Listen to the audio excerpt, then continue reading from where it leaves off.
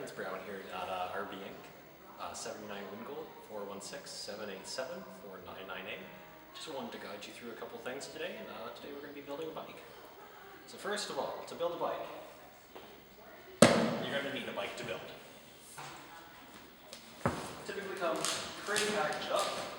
Just want to slip your fingers underneath the edge of the box and pull up. Typically the staples will release and everything will pop through nice and easy. Yeah, nice crackling sound too.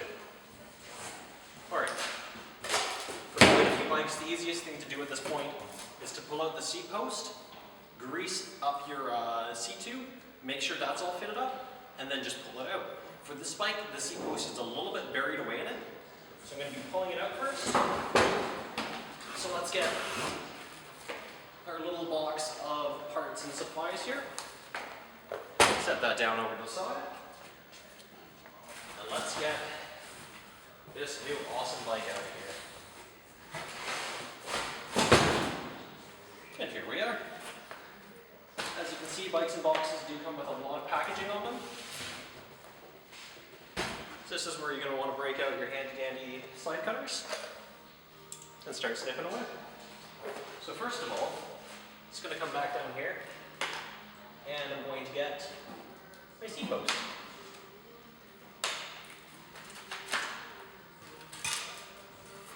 They can be a little bit buried away underneath foam, and otherwise you don't want your bike to get hurt during shipping.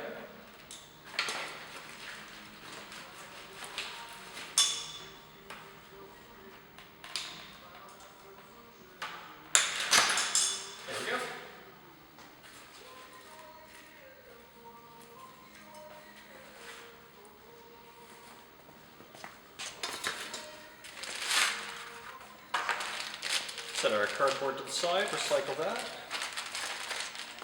Alright, we'll take this guy. Before we put it into our frame, we're going to get a nice little bit of grease. You can use bike-specific grease, you can use white lithium, there's a lot of different styles to use. We're just going to put that in here. That prevents this from seizing into this, which means you're going to be able to pull your seat post out later, which means that me, as a mechanic, is going to appreciate it, and I'm going to be able to work on your bike later. Get that all snugged up. And slide this guy into the work stand.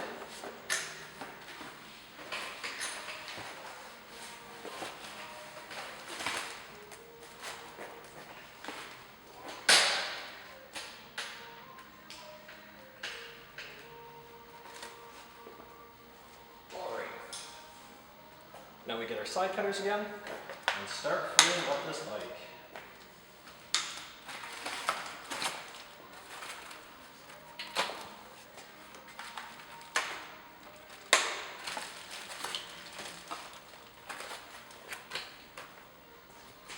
The wheel will come strapped onto the left side of the bike.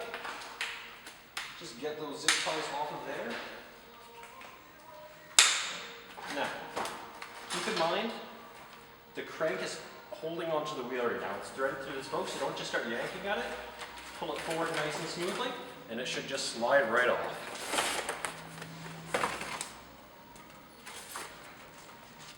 Take out your little plastic end caps here. So you need to put an axle in that pretty soon. And let's get back to snipping.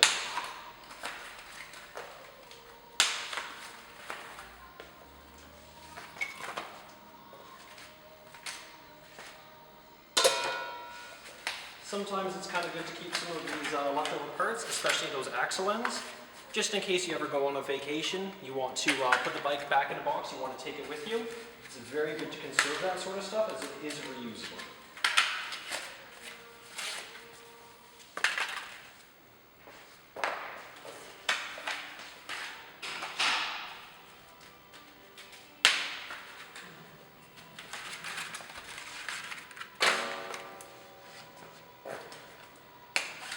Do be careful not to get the side cutters right against your frame because you will scratch it up, and nobody wants to damage their finish on their brand new baby.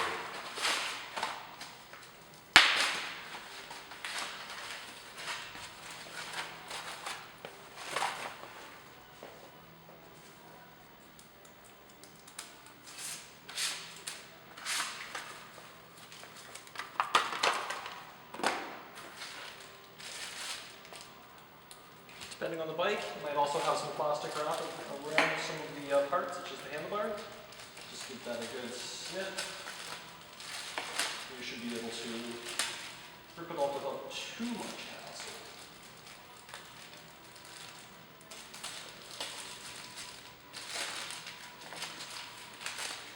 Just tuck this in front of that fork light for now.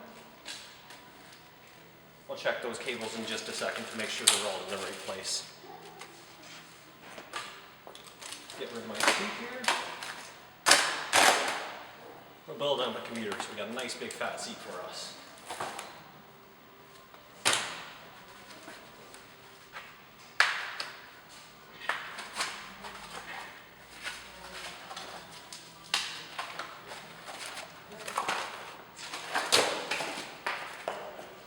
Another one of those parts that you might want to keep. This is a fork spacer. So this makes sure that your fork legs can't get pressed together or anything while it's in shipping. So again, this might be good to hang on to.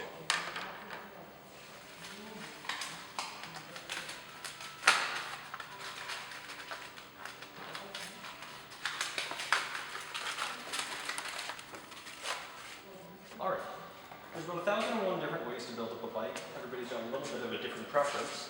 I tend to like to start at the front of the bike and then to move backwards from there.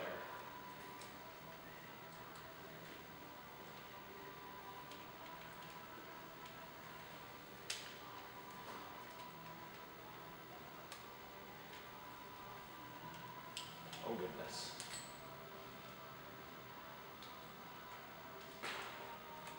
There we go. That's all sorted out. So now we're going to go into our little parts box that we put aside before. This is where you're going to find your stem. On this style of bike, we have a quill stem. It is a commuter bike, so really fun for getting around town. We've got one of these. So again, metal on metal contact. We want to make sure that this isn't going to get seized into the frame. Just get a nice bit of grease going on the inside of this before you slide your quill stem in. Should slide in without too much fuss, too much effort. These are typically a 6mm, so just give them a snug for now. We're going to make sure that the cockpit's all tight towards the end of the build, just so everything's in alignment when we're done. Make sure it's on the floor. Next thing we want to do is we want to actually just pull these bolts out of the faceplate. These guys are a 5mm in this case. Most faceplate bolts are either going to be a 5 or a 4, though BMX often does come with 6.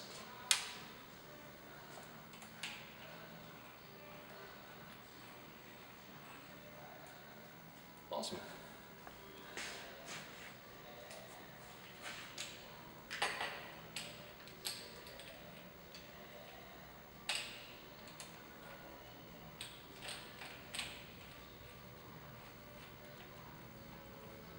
Now again, we don't necessarily want to get this completely tightened up right now.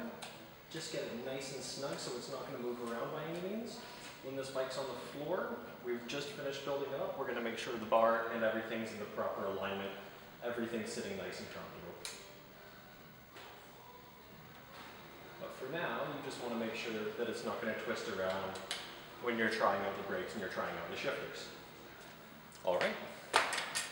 Next thing we're going to do, rotate these brake pads. Pretty easy to do, just so they're in line. I'm going to pop this brake caliper open.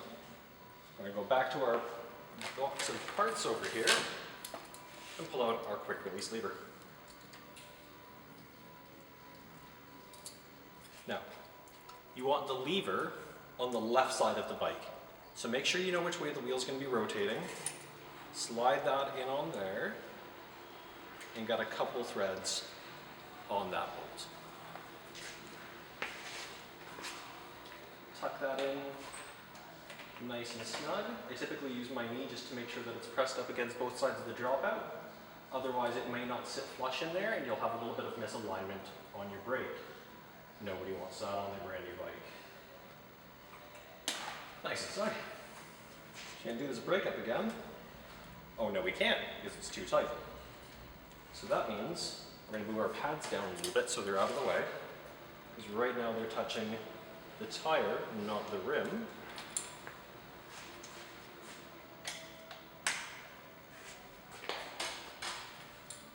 And then we're going to reconnect this. Looks good. Then you want to get your pads roughly in shape and hit that brake. Just finally move that pad correctly into the spot and hold that front brake so it doesn't move around. Come to the side and just give that a nice little tighten up. Same thing for the other side, and nothing special at all, same deal.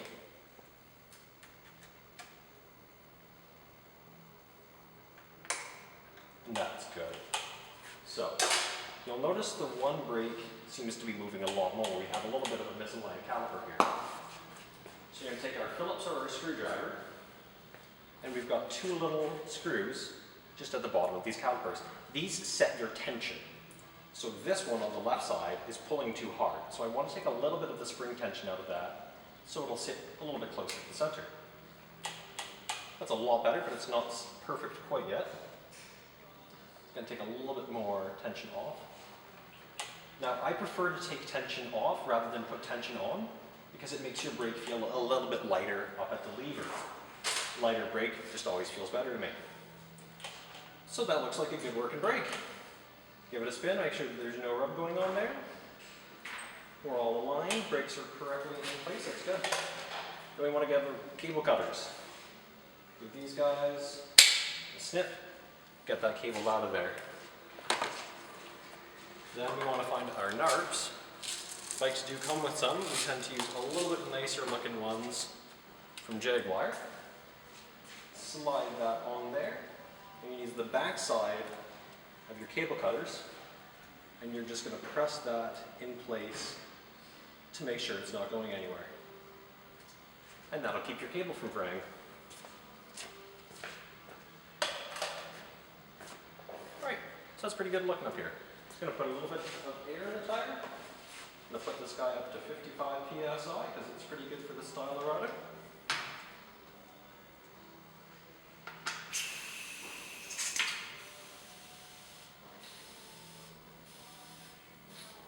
Beautiful. And now we're going to move to the other end of the bike. So first, let's take this protector off of our crank arm here. You don't want to get a little bit of it threaded in with the pedal. And again, we're going to reach for our grease, metal on metal contact. We're putting these pedals in. Nice amount of grease on the inside of there. The same with the other side.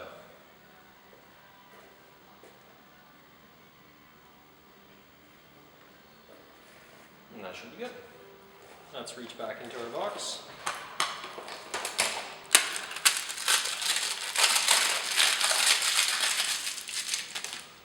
Pedals. Now, the pedals are always going to tighten forward on the bike. So you want to find the way that the platform's a little bit forward or the threads are angled towards the inside of the bike. You want to tighten this on. The right side pedal on the pedal body itself is going to have a flat little section and it's going to be completely smooth. The right side is going to have a couple grooves on the pedal spindle. Or the left side rather is going to have a couple grooves on the pedal spindle. My apologies, guys. Get that snugged up with my fingers. Same thing for the other side. Tightens forward, always tightens forward. One of them is reverse threaded. Same with your bottom bracket, which always loosens forward. As weird as that sounds. And grab the pedal wrench. Lock that nice and snugly on there. You pedal backwards to tighten up the bike. Alternatively, you can hold it in position and pull the rear wheel backwards. Gives a good amount of ratio of leverage. Gets it nice and snug. Same with this guy. Just going to pedal it backwards around a few times. Pedal it forward so it dropped off.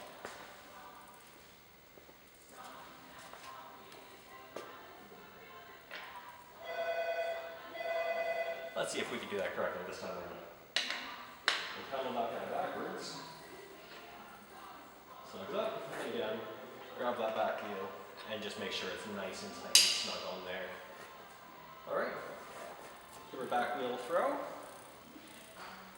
Doesn't look like we've got any rub right there. So let's take our 5mm again here.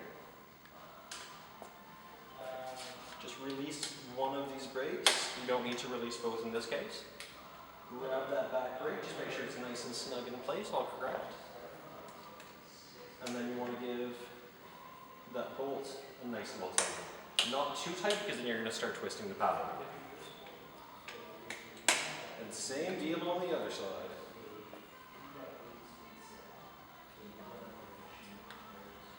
Get that nice and good in place. Give it a tighten. And that's a little bit better there. So we've got our rub. Our brake's pulling the same from both sides, so we don't need to touch those two screws. So we're good down here. So first of all, we're going to move to this front derailleur. We're going to take off this dorky little sticker right here. Now, actually, before we do, I'm just going to say, I shift this into the high gear. And if you look across it, it's going to be a little bit hard with this bike because it's got a bash guard in the way to save your paint leg. You want the little profile on this sticker to line up with the teeth. I'll pull this guy back down and take the sticker off and I'll show you what I mean. You'll notice it's got those two little black mountains sticking up. That's where you mesh those teeth in. That'll tell you they're up at the correct spot. It's kind of rare to have a bike with that incorrect positioning from the factory, but it does happen, so be mindful of that. Make sure it's shifting correctly from the get-go.